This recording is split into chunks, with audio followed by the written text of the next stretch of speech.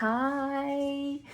Going to do the Josephine knot for you. The Josephine is one of my favorites. It's a gorgeous, delicate looking knot. Looks great in your plant hangers. Here's some little minis that I've done.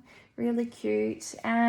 Look, I usually use rope for this. I just find it's quite a delicate, soft knot that,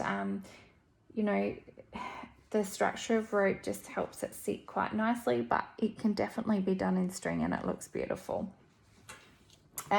So as you work, you use 2 cords for each set of working cords, if that makes sense.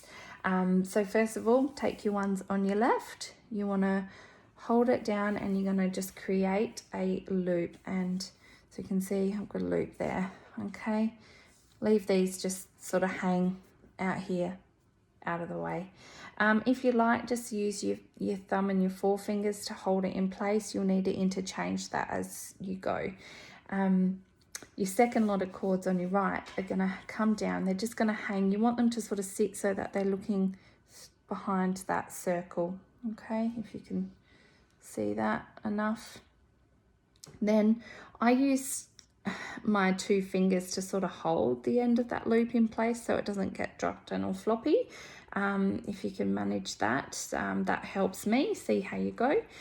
Bring your 2 ends. So these are the 2 ends from that cord that's hanging down here. You want to bring those up sort of to the left, and you're going to bring them behind that first 2 cords, okay, and poke them through. So you'll need to pull them through.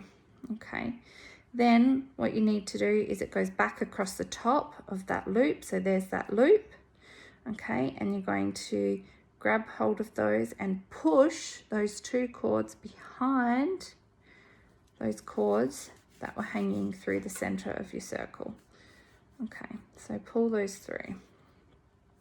And then it looks like it's all a big jumble, but it's not. Well, it is until you sort of pull it. But as you pull it, you'll see that the knot starts to take shape, okay? And you get something like that. So you might need to adjust the cord. Sometimes as the cords sort of wrap around each other, they twist, and then what should be on the bottom has ended up sitting on top of the other one. So you can just sort of twist your cords around and adjust it with your fingers and pull till you get the desired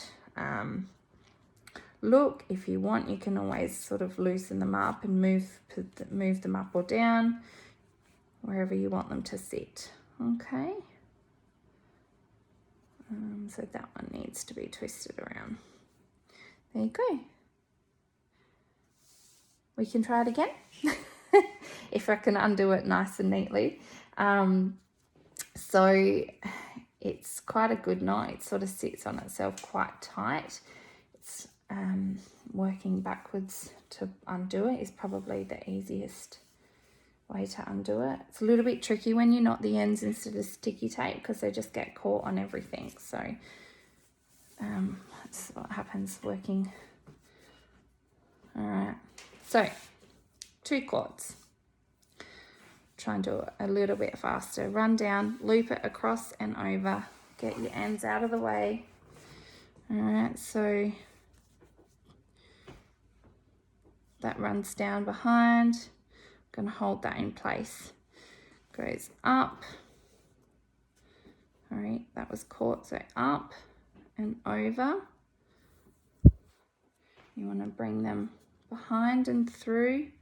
So poke them through, pull it through, and then make sure if you lose your circle, just make sure it's sitting back over from behind. So we've got 1, 2, so this cord here is the one that's looped down. This cord here has now gone down, up, across, behind, and is now going to come back in front of that loop, and then you're going to push it behind those ones that were hanging down through the center of your circle. And then you just pull. And if it all jumbles up, that's okay. You just adjust. And like any other knot, you just move it around using your fingers until you get your desired Look.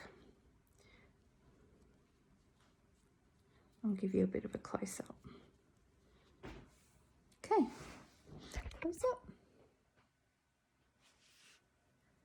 There you go. One of my favorites. Pretty one. Thanks, guys. Good luck.